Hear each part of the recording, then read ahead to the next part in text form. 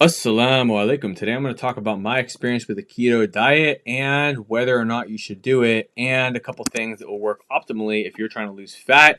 Obviously, we've got personal experience working with myself as well as working with clients that we're going to share today as far as the theory as to whether does the keto diet help you burn more fat and does that actually help you lose more body fat. Okay, so there's pros and cons to low carb diets, and this will depend on the person. So I'm going to teach you how to diagnose this for yourself so that you can apply this to your own personal diet to lose weight and keep it off for life, inshallah. And so you can determine whether keto is actually something that's counterproductive for you or whether it's something that's actually advantageous for you. And again, I'm going to explain the difference between dietary fat and body fat and which one you're actually burning and how the two relate. So let's talk about the whole concept and the whole theory that when you eat more fat, you burn more fat for fuel, and that you can train your body to, burn more fat for fuel. Okay. So it is true, actually, that when you reduce your carbs and increase your fats, your body is going to burn more dietary fat for fuel. However, does that actually mean that you're going to burn body fat? No, it just means that you're burning dietary fat, but it doesn't actually mean that you're burning more body fat, because studies actually showed that if you're in an equal calorie deficit, you're actually going to lose just as much body fat if you're in a deficit while you're eating, a higher composition of carbs and lower fats, as opposed to higher fats, lower carbs, given that protein is equal, resistance training is equal, activity levels and how many calories you burn is equal. I'm going to share some very tangible examples later. But I really want to just get you to question one thing, which is the fact that if you're a Muslim, you're watching this right now, which is what the channel is, The Modern Muslim Man, and ultimately this is what all of our clients are who we've gotten amazing results for. Can you cut out rice and bread for the rest of your life? If the answer is yes, then you might be a candidate for keto to work for you, if it works for you scientifically optimally as well, which for actually most people it doesn't. However, for most people, sustainability wise, even if it's scientifically more optimal for you to cut out carbs or lower your carbs, you do need to at least incorporate some carbs in your life, and I'm going to teach you how to do that and kind of how to figure out your ratios, everything else. So remember, sustainability is a concern when it comes to the goal of not just losing weight, but keeping it off for life. And then I'm also going to show you how carbs can actually help you improve the amount of calories you burn and your metabolism and help you burn more body fat if even if you're not necessarily using dietary fat for fuel, you're going to be using body fat for fuel. And obviously, this is going to help you to keep the weight off for life. Okay. So first off, let's talk about the theory that, and the whole thing about, what does your body prefer to run on? Okay. So your body can either use carbs or fat or a combination of both for fuel, okay? So for low intensity activity like walking, low intensity cardio, that type of thing, your body's going to use fat as a primary fuel source, right? However, for high intensity activities like sprinting, running at a higher intensity, boxing, lifting weights with a high intensity, even circuits, carbohydrates are a preferred energy source, okay? Your brain also prefers to run on carbohydrates in the form of glucose as its primary fuel. Yes, your brain can run on ketones, but for optimal cognitive function, it's better for your brain to run on glucose. And here's the thing, I'm not telling you guys to eat sugar. I'm just telling you you should be eating complex carbs, which are going to keep your blood sugar stable, as opposed to crashing your blood sugar, forcing your body to use ketones and cortisol to fuel your brain. No, there's much better things we can do, okay? And there are, of course, ways that we can time our carbs as well for more nuanced situations, but I want to give you a situation that works if you need something simpler, and then we can talk about nuances as well, either in this video or other videos. Now, here's the thing is that if you're somebody who wants to work out with a high intensity, whether you enjoy hitting the gym or whether you want to be able to obviously get better results as far as gaining muscle, losing fat, and getting a really nice lean, toned body, ultimately, it is important that you have carbs or your performance is going to suffer and your workouts are going to be really miserable and you're not really going to see much progress. And you could even lose more muscle if you don't have enough carbs in your system. Okay, so for instance, so obviously, as I mentioned, anything more than like a slow jog is going to use more percentage of carbs for fuel. Okay, and this is because carbs are going to give you quicker energy, which is better for something like a sprint or lifting a heavy weight for a set of 8 to 10 or even 5 or even 15, right? And you want to think of it like high performance racing fuel, okay?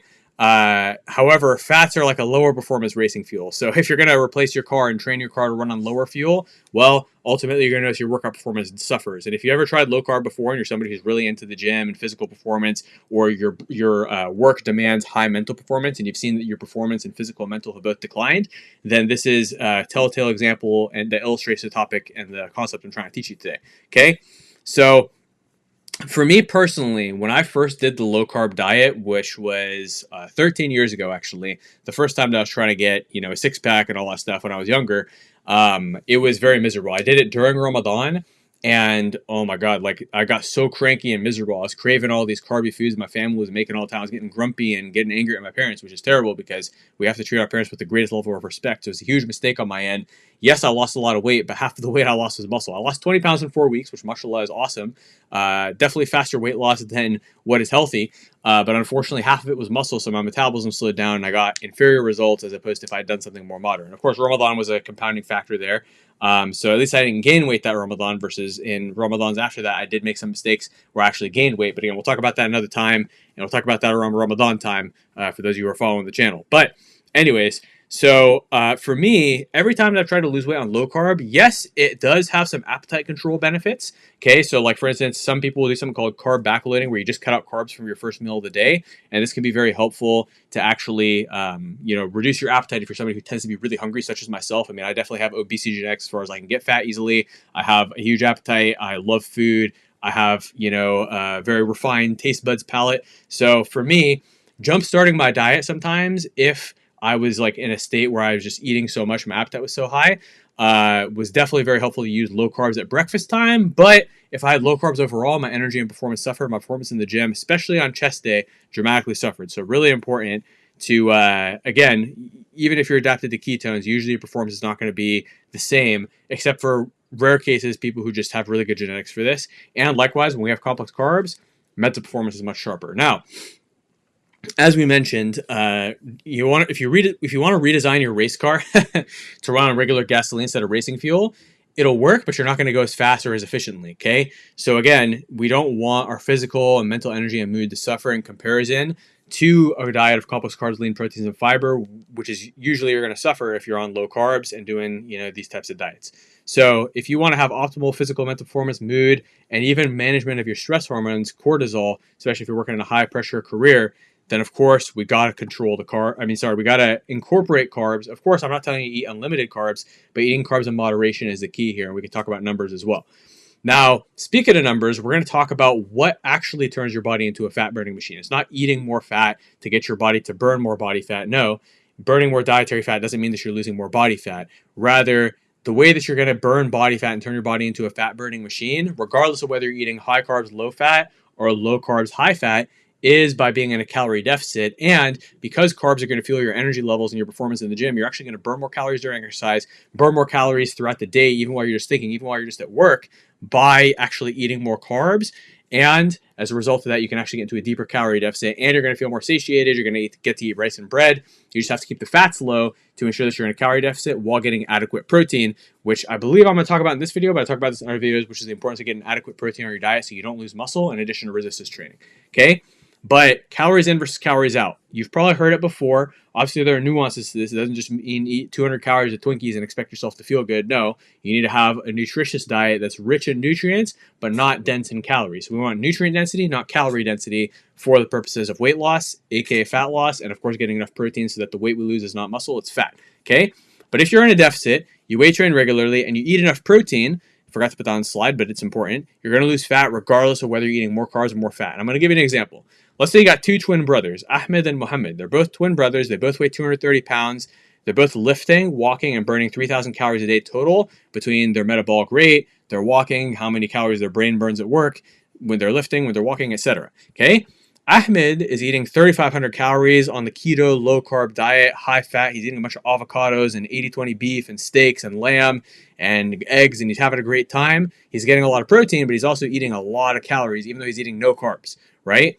Muhammad, on the other hand, is eating 2,500 calories, high carbs, low fats, high protein. So he's eating, a lot of chicken breast, boneless, skinless chicken breast, tuna, cod, egg whites, but he's making delicious recipes. He's making low-fat biryani with plenty of carbs, plenty of protein, but low fat, so that the calories are low and the protein is high to allow him to be in a 2,500 calorie deficit. He's making his low-carb samosas, low-calorie, low-fat, but plenty of carbs, fried chicken, samosas, everything, versus Ahmed's making all these weird keto recipes that don't taste like the real thing. No, Muhammad's eating stuff that tastes like the real thing, just a little bit less oily. That's helping him be in a deficit. He's enjoying himself.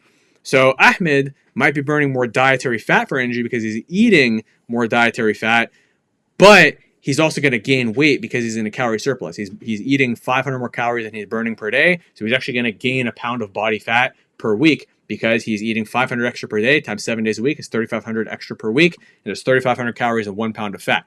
Now, Muhammad, on the other hand, he's eating plenty of carbs. He's eating rice, bread, low-fat samosas, low-fat biryani, low-fat munsa. I mean, literally any food you want. Low-fat burgers and fries.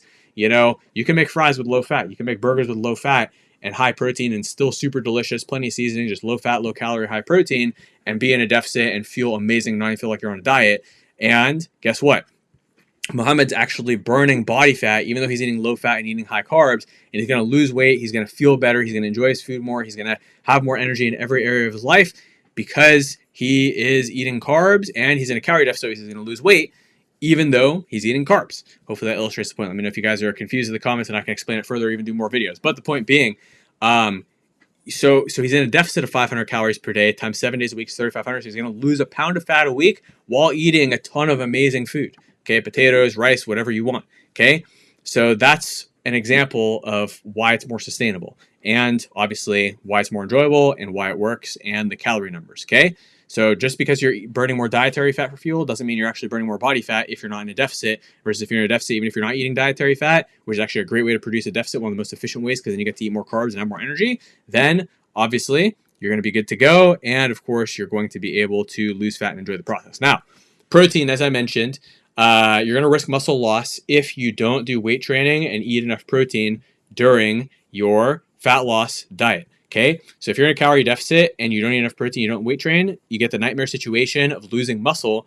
And when you lose muscle, you are not going to look good, right? You're going to look frail, you're going to look sick, and your metabolism is going to slow down. Okay, so on the flip side, we want to lose fat while preserving muscle, which means we need to eat enough protein and lift weights. And carbs actually help with this as well. Believe it or not, carbs are protein sparing. This means that when you eat enough carbs, your body's going to use them for energy instead of breaking down muscle tissue, which is made of protein, for fuel.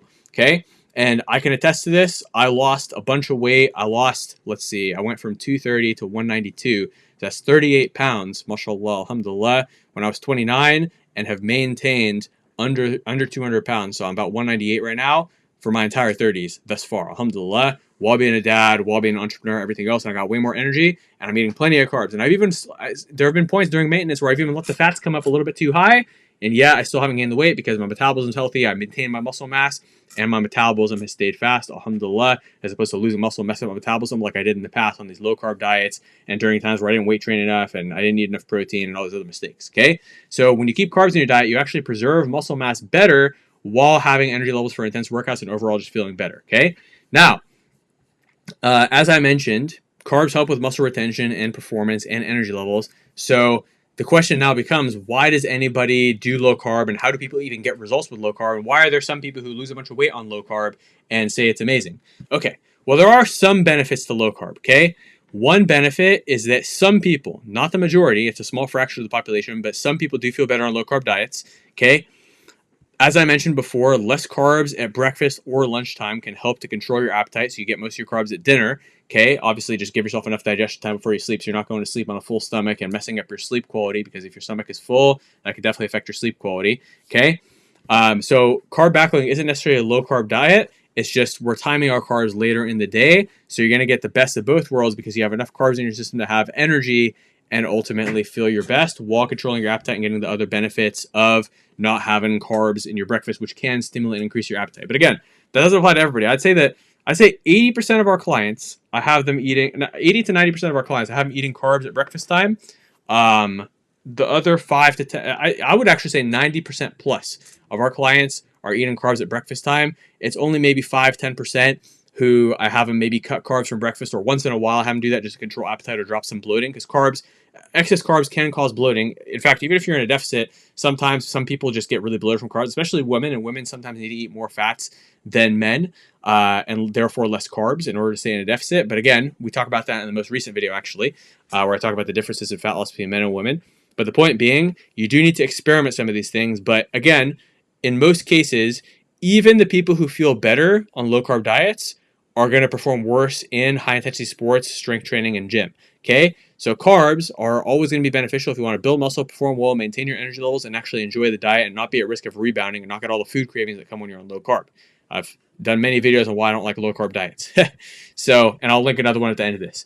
Now, exercise and fat burning. So another big, myth under this whole headline of burning fat for fuel is people think that there's certain fat burning exercises, and especially when people try to combine, low carb diet with fat burning exercises to turn your body into a fat burning machine. Again, the only thing that turns your body into a fat burning machine is being in a calorie deficit, regardless of how that deficit is created, even on high carbs and even without so-called fat burning workouts or fat burning exercises. Fat burning exercises are overrated. They do not accelerate your progress, especially if they leave you feeling worn out and hungry. They could actually hinder your progress because they make it harder to stay in a deficit. Versus if you do forms of exercise and nutrition that are more optimized for your energy, mood, recovery, enjoyment, sustainability, and overall calorie burn. Okay, the more energy you have, the more active you are, the better you feel, the more calories you're going to burn just from your basal metabolic rate and your non-exercise activated thermogenesis. So EAT, exercise activated thermogenesis, doesn't actually burn that large of a percentage of your calories per day. You're actually going to burn a lot more calories just from your metabolism and from non-exercise activated thermogenesis. And even from the thermic effect of food, which eating more protein can help with that as well. So again, most of your fat burning does not happen while you're exercising, even if you work out 2-3 hours a day. Now, I guess if you did boxing 2-3 hours a day, you could burn a lot of calories, but most of us, we have jobs, we have kids, we have other things that demand our energy and focus to where nobody really has the time or energy to go boxing more than once or twice a week for more than like an hour. So even if you burn 700 calories an hour while you're boxing, I mean, even for me, being a fitness professional, I only do boxing a maximum of once a week. And yeah, I'll burn 700 calories an hour while I'm doing it, but I'll only do 1 hour because if I do more than that or I do more than once a week, it negatively affects my energy levels and my recovery and my other workouts during the week in business, everything else. It takes a lot of time. The whole rest of the day, I'm kind of shot energy wise because the workout's so intense. And mashallah, I mean, again, I'm a dad and entrepreneur in my 30s. Of course, if you're like 22 and you don't have a job and you don't have a family and you don't have a wife or husband or whatever, I mean, I guess most women aren't really into boxing, but the point being, maybe you could do boxing, but again, if you're a married dad, unless you've been boxing for your whole life and you're already conditioned doing MMA 7 days a week or whatever, probably not going to be ideal. So you're not really going to burn that many calories. If you're weight training, you're probably going to burn about 200 calories an hour. If you're doing cardio, you might burn, again, like steady state cardio, you might burn 400 to 600 calories an hour, but you're not burning some crazy amount. And I don't want you to be spending hours doing miserable cardio every day. Just you leverage the combination of diet, basal metabolic rate, and non-exercise activated thermogenesis to burn fat. And best part is having more muscle mass increases your basal metabolic rate, so you actually burn more calories. And that's how you turn your body into a fat burning machine. Maximize these so you're burning a bunch of calories per day to help you get in a deficit. Eat in a deficit without going overly low, without going overly high, and you'll be able to eat lots of carbs, lots of protein, train in a way that's enjoyable and not so painful or draining and tiring, and ultimately have a much better life. So again, you don't need to follow a low-carb diet to burn fat effectively. You just have to be in a deficit, and the way that you create that often strategically is best done with some carbs in your diet. We want to take a balanced approach, calorie deficit, weight training, sustainable routine, 3 or 4 days a week, going for a daily walk, nothing too crazy on the schedule, get enough protein in, and use carbs to help fuel your energy levels, and ideally complex carbs because they keep you full, prevent you from getting hungry, and give you more stable energy levels, and create a sustainable plan that works for your lifestyle, preferences, work, other cognitive demands, performance goals, and don't get caught up in diet trends. Now, I'm going to attach a longer video on diets right here. Okay, a longer video on all the different popular low-carb diets and all types of diets out there and why I'm not a fan of them and what you should do instead. And I think I also talk about the ratios of like how much carbs you should eat, what types of carbs you should eat. But I'll also attach the food types video that teaches you all about the types of carbs that you should eat. Check those 2 videos out. It'll be really helpful. And inshallah, I look forward to seeing you guys in the next video. Like, comment, subscribe. Let me know what you think. Let me know what other questions you have. And check out those other 2 videos, inshallah. Assalamu alaikum wa rahmatullahi wa barakatuh.